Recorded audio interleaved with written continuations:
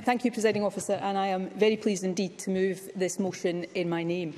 Her Majesty is, of course, the first British monarch in history to celebrate a Platinum Jubilee. For her, that marks 70 years of dedicated public service, which by any measure is an extraordinary achievement.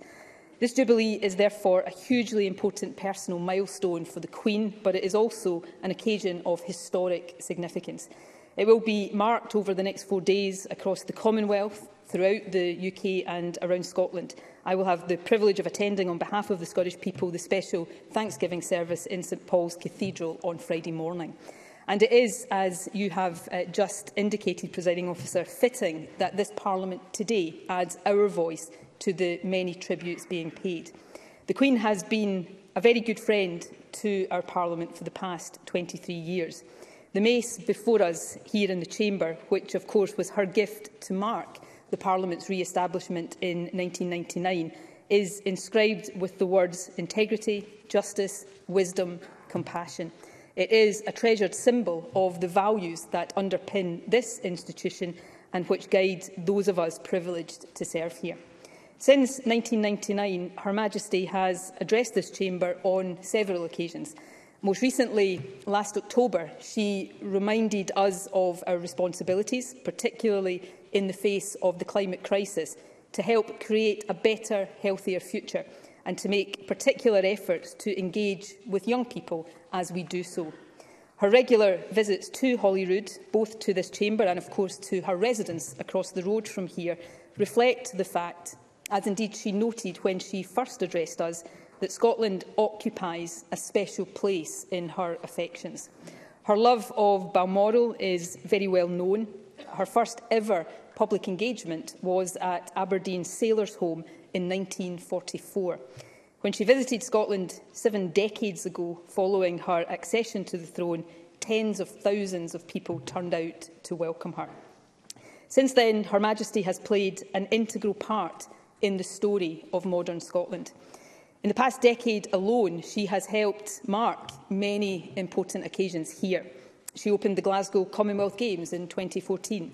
In 2015, on the very day she became the UK's longest-serving monarch, she officially opened the Borders Railway. In 2017, she opened the Queensferry Crossing, exactly 53 years to the day after she had opened the Forth Road Bridge. At all of these events, it was very obvious just how much public affection there is for her, and also was for the Duke of Edinburgh, whose loss last year will, I am sure, be very keenly felt by her over the coming days. One of the Queen's most recent duties relating to Scotland was for COP26. While she was unable to attend the summit in person, she contributed a thoughtful video message calling on world leaders to show leadership. I was very struck that evening in Kelvin Grove by the obvious attention and regard that her remarks commanded from all those present. It was a mark of how widely the Queen is respected, not just across the Commonwealth, but in countries right around the world. It is not surprising, therefore, that her Jubilee is being celebrated so widely. Here in Scotland, Thanksgiving services are being held in many locations, including at Glasgow Cathedral on Sunday. Tomorrow night, Jubilee beacons will be lit across the country, and in many places, pipers will play a specially composed tune. Communities across Scotland will take part in a variety of different ways. The Scottish Government, on behalf of the people of Scotland, will mark the occasion with the presentation of 2 personal gifts to Her Majesty: a bottle of limited edition Johnnie Walker whisky with a design celebrating Scotland's plants and wildlife, and a throw made from the tartan commissioned in honour of the 3 bridges across the Forth. And to create a longer-term legacy, Historic Environment Scotland will plant a stand of 70 native trees in Holyrood Park. The proposed Jubilee Wood will be located less than a kilometre from here, just across the road from St Margaret's Loch, and will be visible from the Palace of Holyrood House. It is expected that wildflowers will be planted beneath the trees by primary and nursery children from nearby schools. This initiative will enhance a part of our capital city that the Queen knows and loves. It is also, Presiding Officer, historically apt The Queen's first public engagement in Scotland after acceding to the throne 70 years ago saw her plant a cherry tree by the entrance to Canongate Kirk, and that tree still stands there today. It is hoped that the trees planted this year for her Platinum Jubilee will still be standing and flourishing 70 years from now, and indeed for many years after that. They will be an enduring and fitting reminder of a unique occasion in history and an expression of the regard and affection in which the Queen is held by so many across our nation. Presiding Officer, we were reminded of Her Majesty's sense of service very recently in the example she set for all of us during the pandemic. In her public address during the first lockdown in April 2020, when she said that better days would return and that we would all meet again, she provided a comforting message of reassurance to an anxious and unsettled population.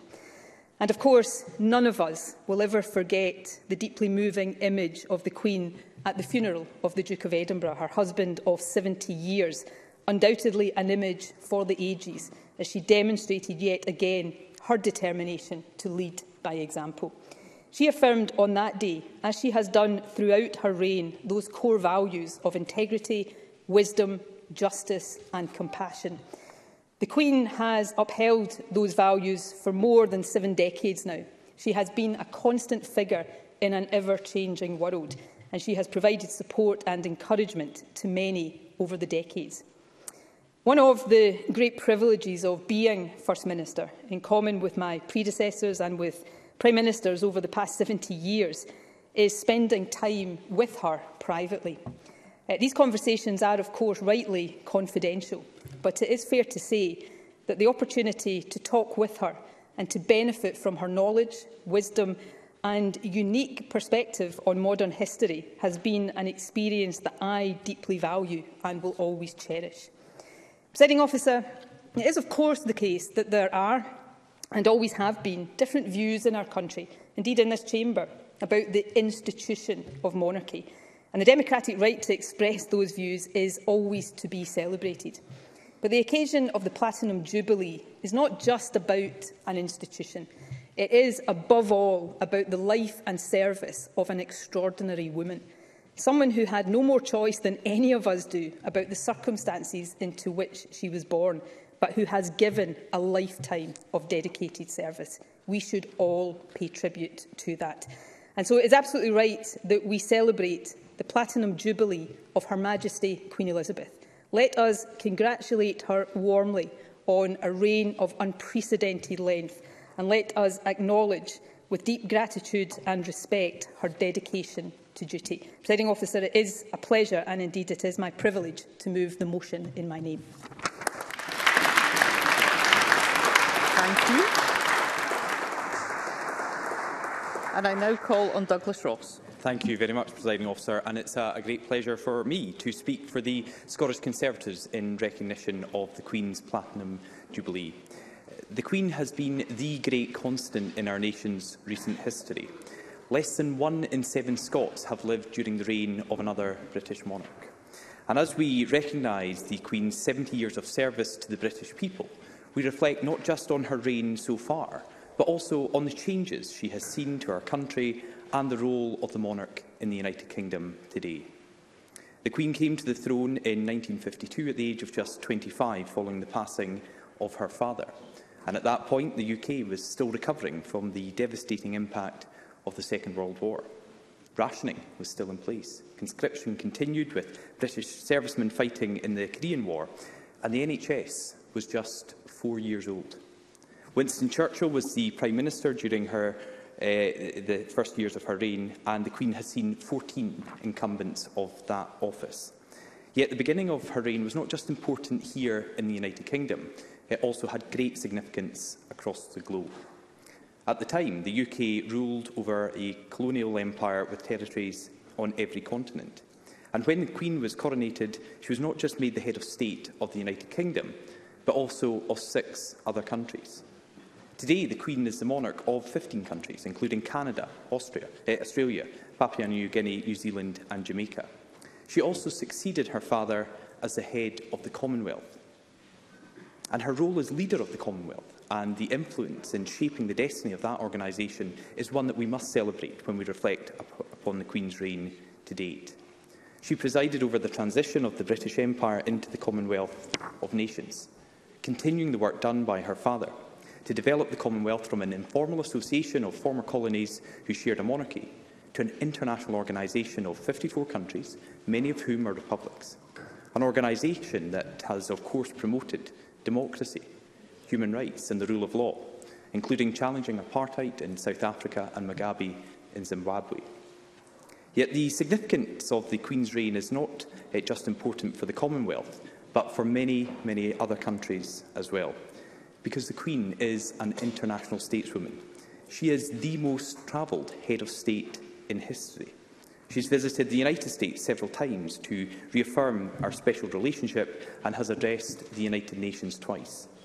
And many of her state visits have marked important moments of history as well. In 1980, she became the first British monarch to undertake a state visit to the Vatican, and this was followed up in 2000 and 2014 with subsequent visits. In 1994, she visited Russia in the aftermath of the collapse of the Soviet Union. And I think one visit that stands out in a long list of landmark occasions was her state visit to Ireland in 2011. An act that would have been unthinkable at many points in her reign was symbolic of the healing of old wounds both in Ireland and between our two countries. However, the Queen has not just marked significant change abroad, but also here at home in the UK, and had a huge influence on our national life. From great achievements, her silver, gold, diamond and now Jubilee celebrations, marking her as the longest-serving British monarch ever. Her starring role with James Bond in the opening ceremony of the 2012 Olympic Games, and in modernising the monarchy so that it reflects the United Kingdom today. But also to personal tragedies, the Queen's uncle, Lord Mountbatten, being assassinated during the Troubles, the death of Princess Diana, and of course, as the First Minister has referenced, the death of her husband, Prince Philip, last year after a long and loving marriage. All moments not just of royal history, but also of British national history. The Queen has been a constant present during these times of adversity and triumph, reflecting the mood of our country. From celebration and worship during her annual Christmas address to the stoicism and resolve in the face of crisis, most recently, as the First Minister said, in her televised appearance during the COVID pandemic. And of course, remembrance of our nation's sacrifices in conflict, an act that Her Majesty pays very special significance to, having lived through the Second World War. Yet, as we celebrate the Queen's reign today, we must also reflect on her role in our country today. She remains the most recognisable and persuasive advocate for the United Kingdom abroad, and a symbol of our enduring ties to so many countries around the globe.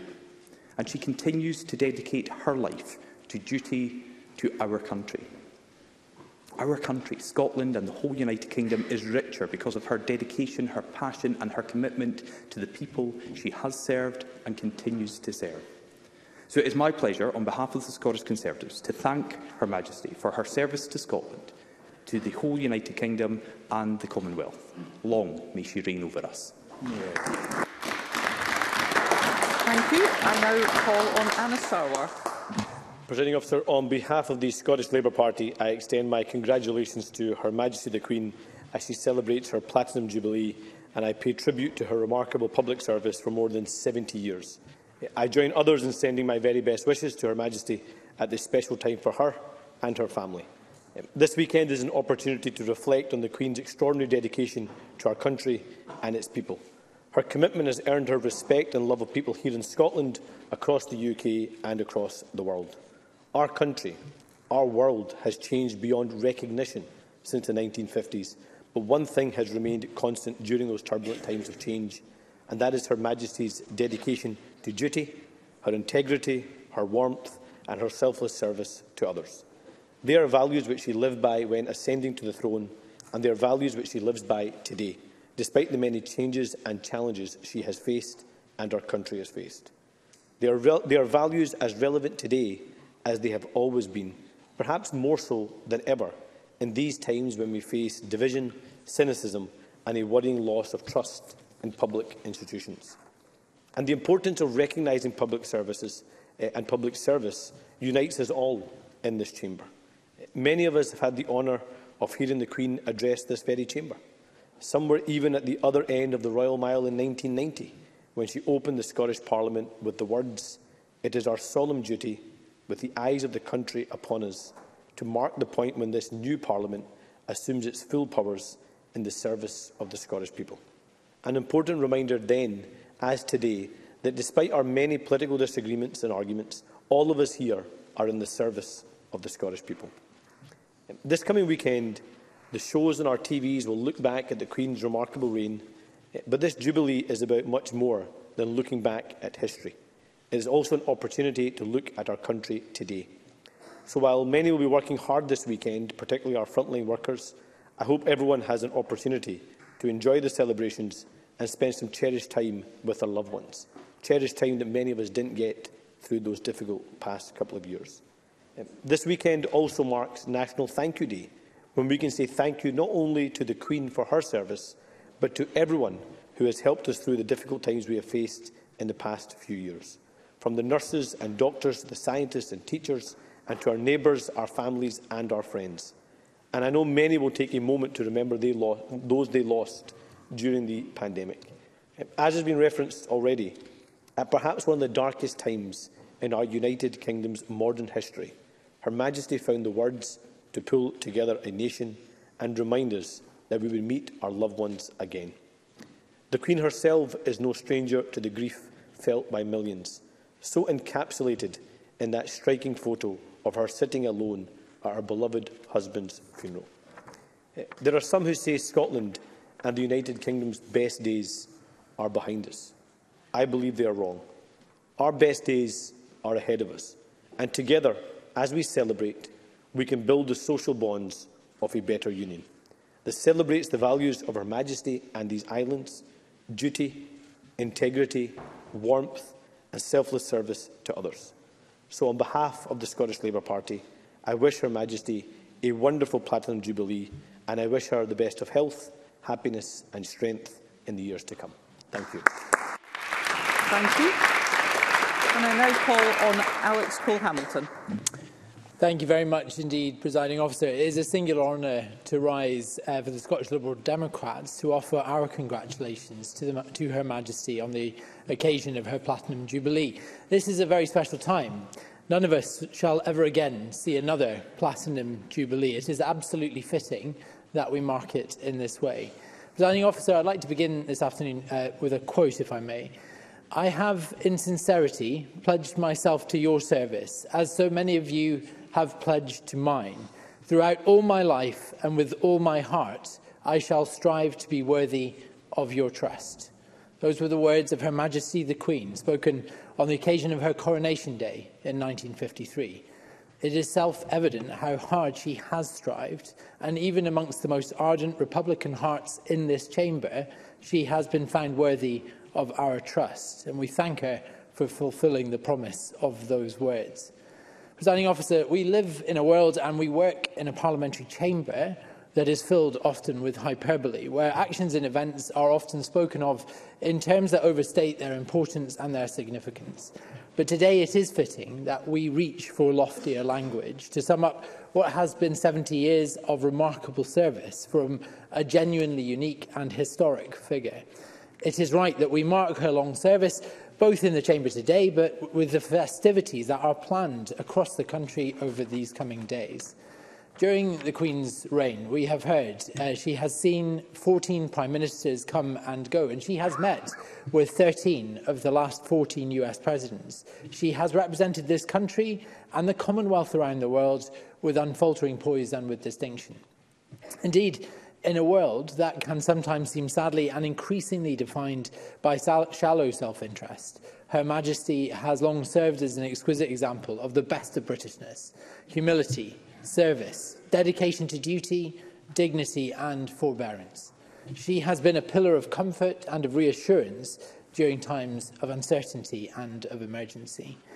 Whether that be as a young princess broadcasting to the world during World War II, when she ascended to the throne of post-war Britain at the age of just 27, or indeed, as we've heard already, with her recent intervention in the early days of the pandemic, when her broadcast, normally reserved for Christmas, provided a desperately needed sense of hope and perspective amidst the darkest of days. And to quote some of her words that day, "Together we are tackling this disease, and I want to reassure you that if we remain united and resolute, then we will overcome it. We will be with our friends again, we will be with our families again, and we will meet again."